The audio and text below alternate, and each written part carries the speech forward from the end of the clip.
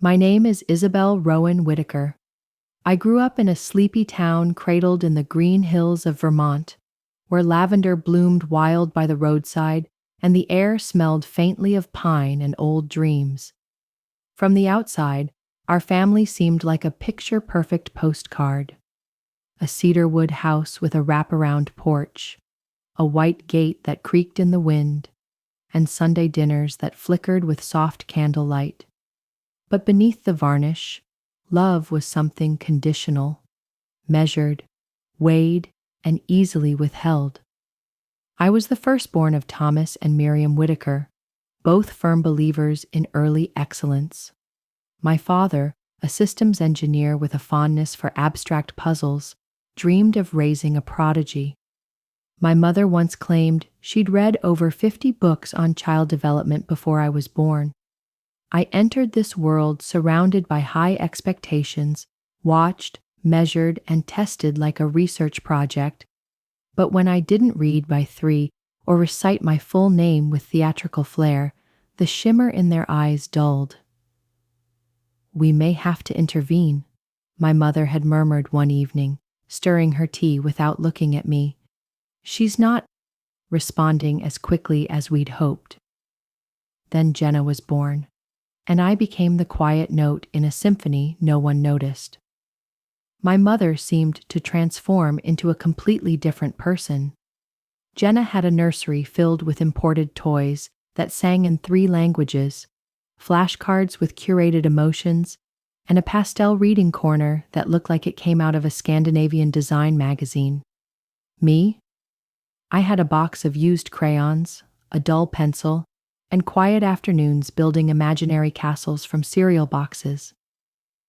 When I won second place in a school-wide art contest at 8, I ran home breathless with the drawing crumpled under my arm.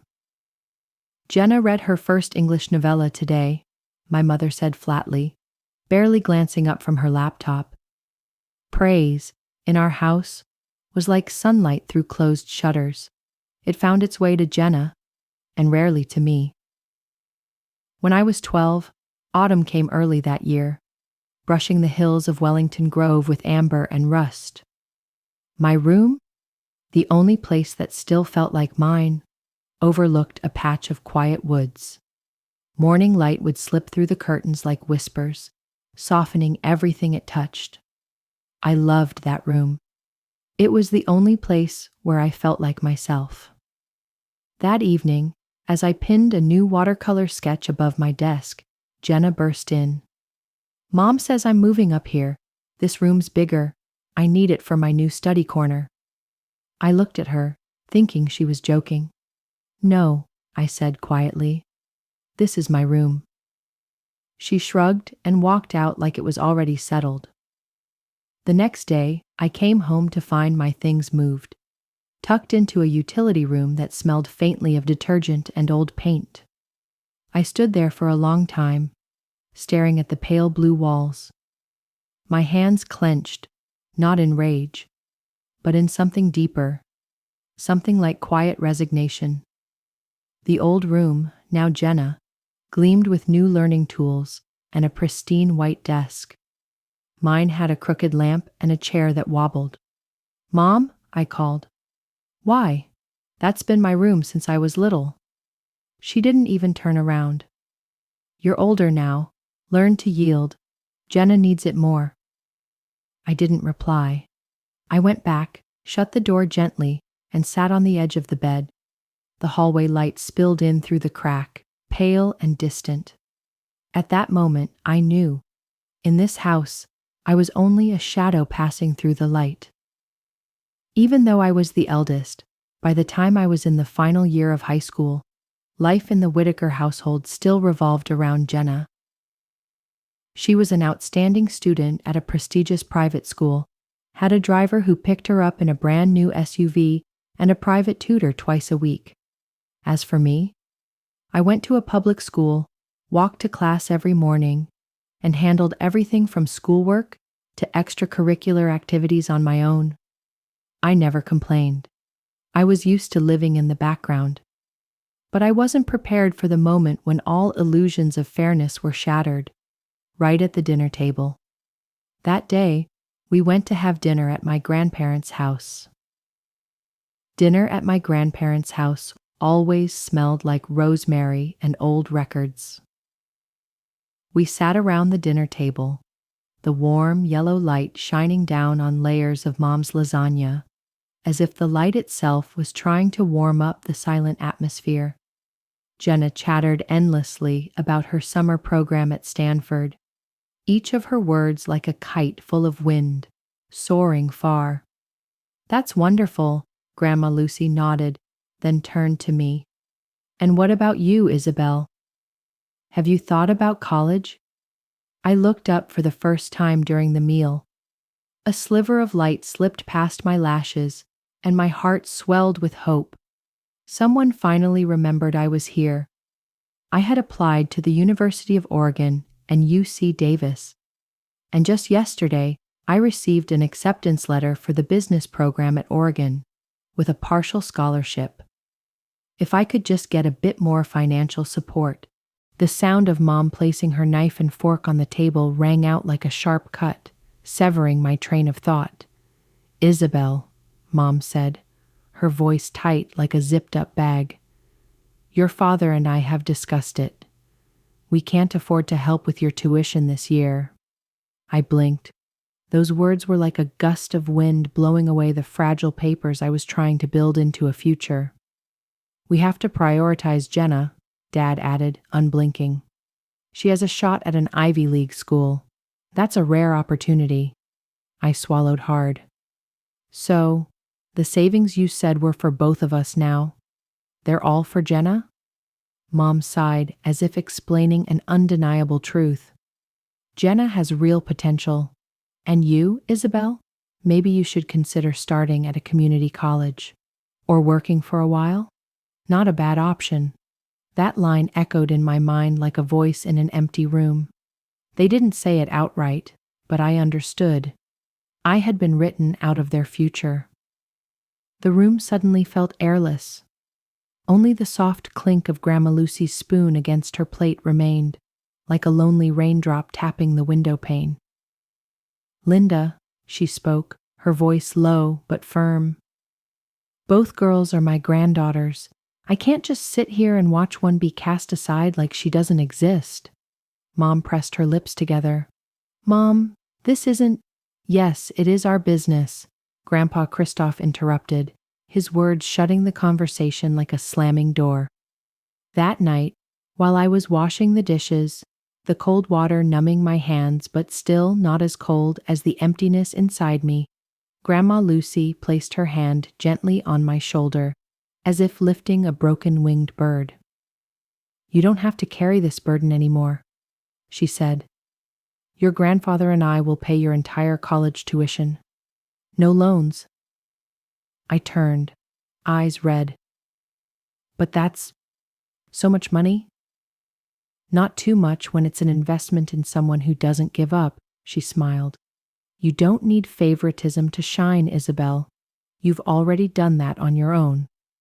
That fall, I moved into the dorms at Riverside Western University. On the day I left home, Mom gave me a half-hearted hug at the door and said, "Try to save money, and don't expect anything from us." Jenna didn't even lift her eyes from her phone. I rolled my suitcase down the stone path out front, as if walking out of a parched garden where the flowers of my heart had never been allowed to bloom. It was the first time I felt truly free from judgmental gazes and cold comparisons.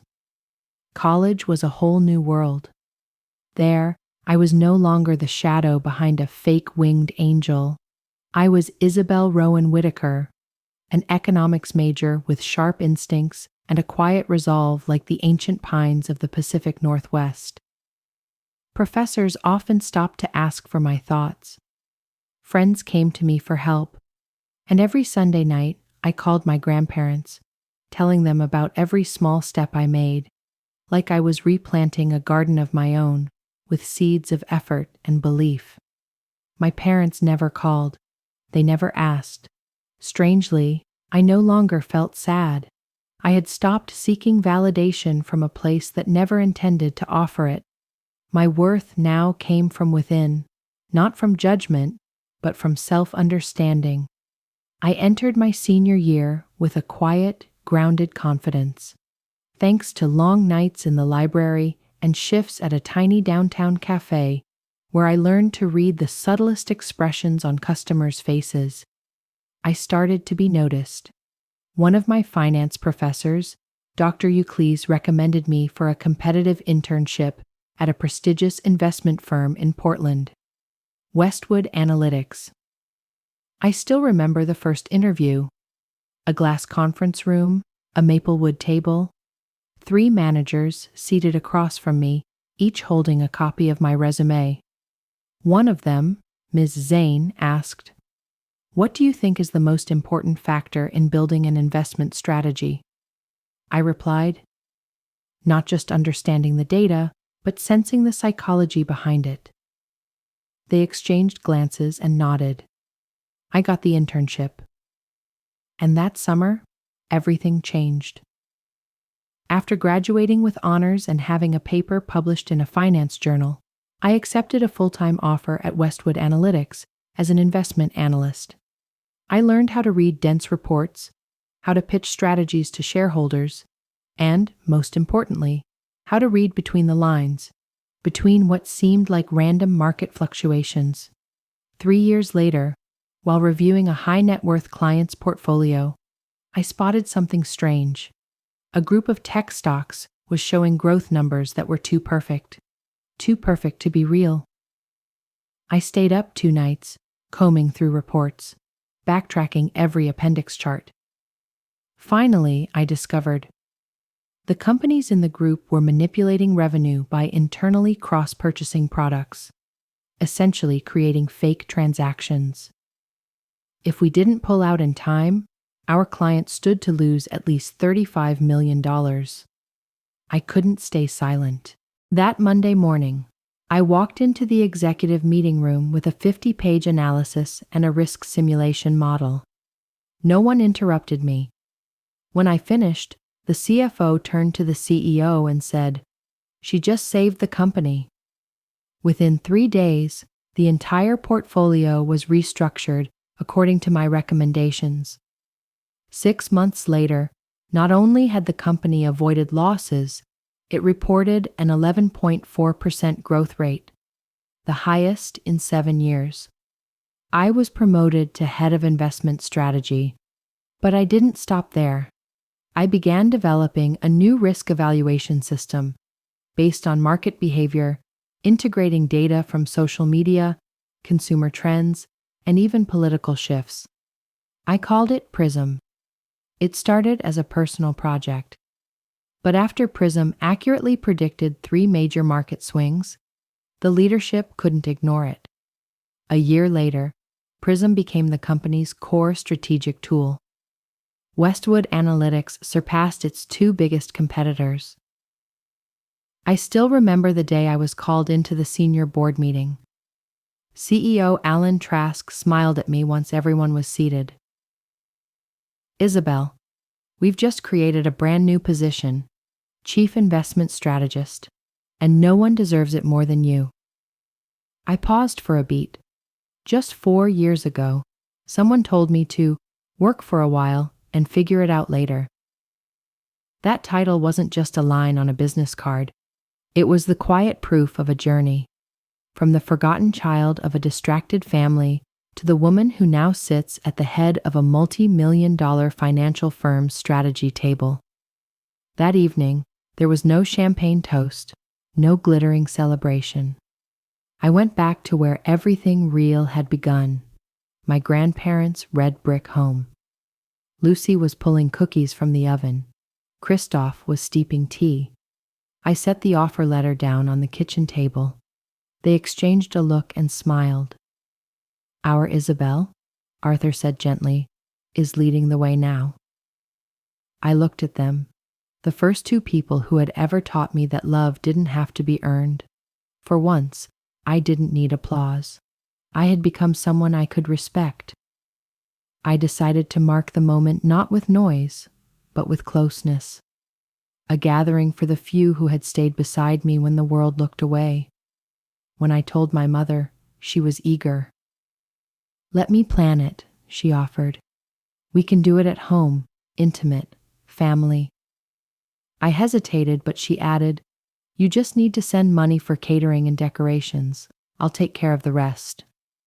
I wasn't sure, but part of me, the part still yearning for something like reconciliation, gave in. I transferred $3,500 to her account. A week later, I stepped into my childhood home, not into memory, but into a play I hadn't been cast in. The house was more lavishly decorated than I imagined. Orchids lined the table, ribbons looped around the stairs, and the air smelled of dishes no one had ever cooked for me. My grandparents were near the bar. Jenna appeared on the stairs in a red satin dress, flawless. Beside her, a man, tall, polished, unfamiliar. Just as I raised my glass to speak, my mother stood up, glowing. "Today, we're not just celebrating," she declared. "We're announcing Jenna's engagement to Andre." Applause erupted. I stood frozen. Her eyes swept past me like I was furniture. I moved to speak, but my father's grip on my wrist stopped me. "Don't ruin this," he hissed. "One word, and you lose everything. No inheritance, no family." I pulled free. I could have left. But the silence I'd lived in too long cracked inside me. I turned to the crowd, raised my glass. "Just 1 minute, please." Every eye turned. Jenna froze. My mother's brows knotted. "This gathering today," I began, my voice calm but clear, "was planned to celebrate a milestone in my life. I was recently appointed Director of Investment Strategy at a major financial firm in Seattle, Evercrest Partners." I paused, sweeping the room with my eyes. I was the one who paid for this party. My mother agreed to host it, and never once mentioned it would become an engagement celebration. Murmurs filled the room. My grandparents stood still, stunned. "I don't resent Jenna's engagement," I continued, "but I do resent being erased. Again." Andre turned to Jenna, confused. "You said this was a family dinner." "I just thought," Jenna stammered. "It felt like the right moment." "With your sister's money?" he asked quietly, then set his glass down. "I came here hoping to belong, not to see someone cast aside." He walked out.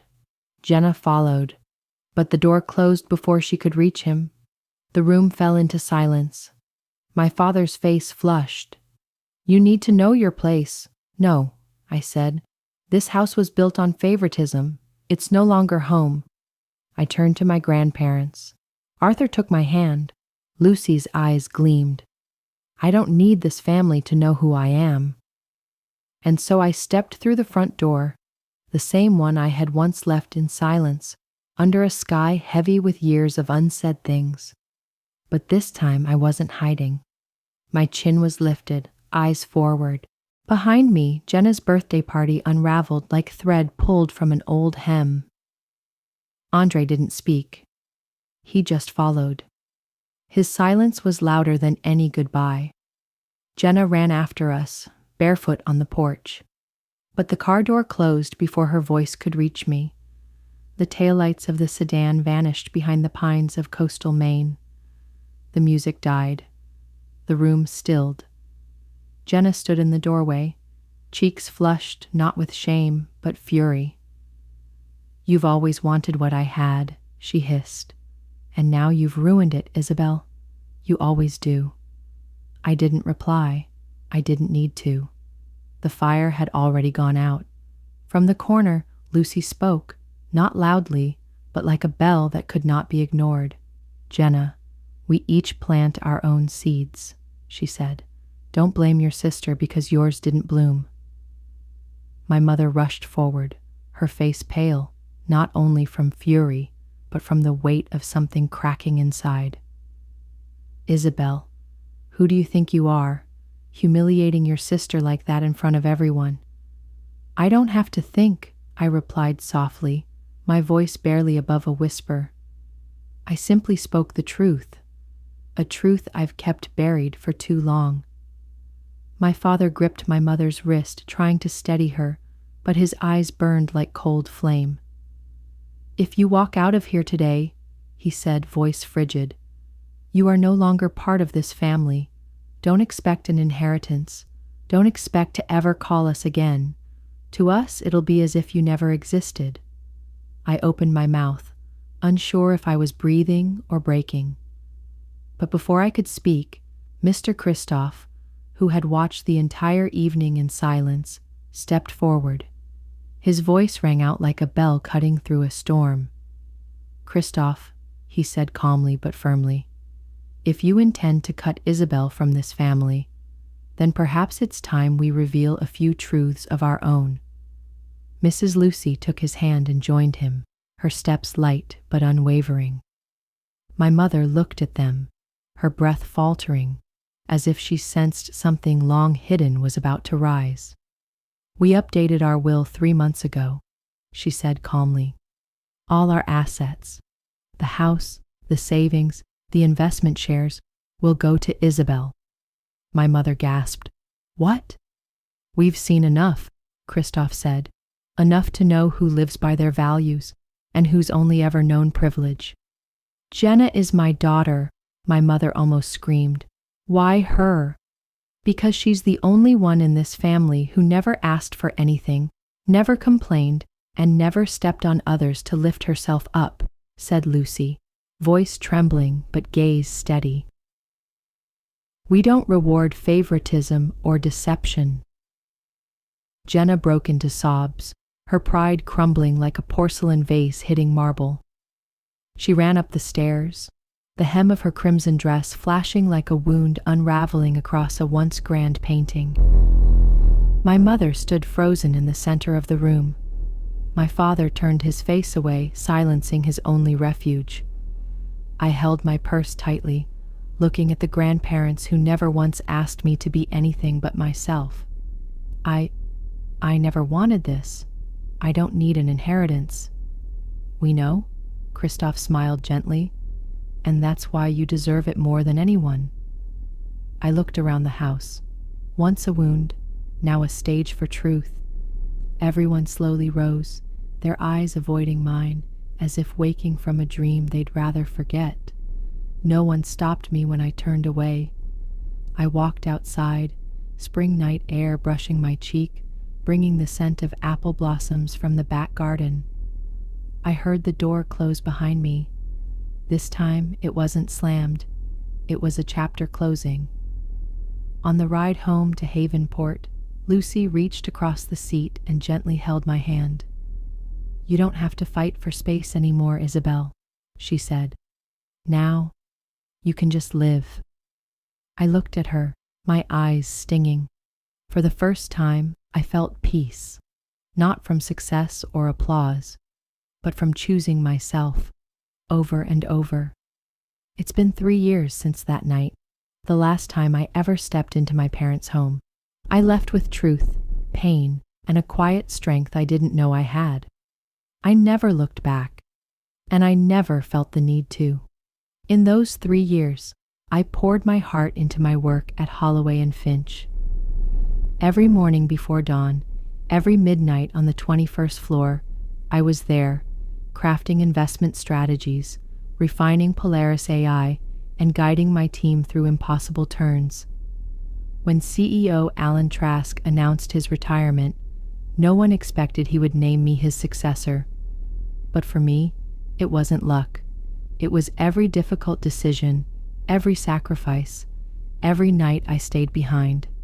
At 31, I became the youngest female CEO in the firm's history. The announcement took place in the main auditorium, camera flashes blinking nonstop, every seat filled by shareholders. I stood on that stage not to impress, but to represent a new generation, one that didn't have to be born into glory to create it for themselves. After the announcement, I called my grandparents. "I did it," I whispered, voice thick with emotion. Mr. Kristoff laughed on the other end, and Lucy repeated what I will never forget. "You always deserved it, Isabel. From the very beginning." 40 miles away, in the quiet town of Cedarbrook, not much had changed. Jenna, now 28, had slipped from one disappointment to another. She abandoned her fashion course, citing pressure. She tried content creation, but gave up. She returned to live with our parents, in the same room she once claimed from me. I haven't spoken to my parents since that night.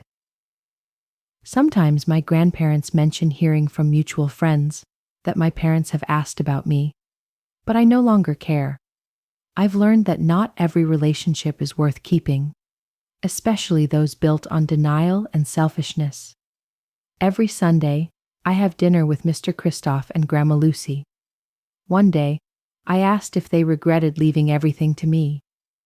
"We didn't leave it because of what it was," Grandma Lucy said. "We left it because of who you chose to be." I smiled, because I knew that was the real inheritance.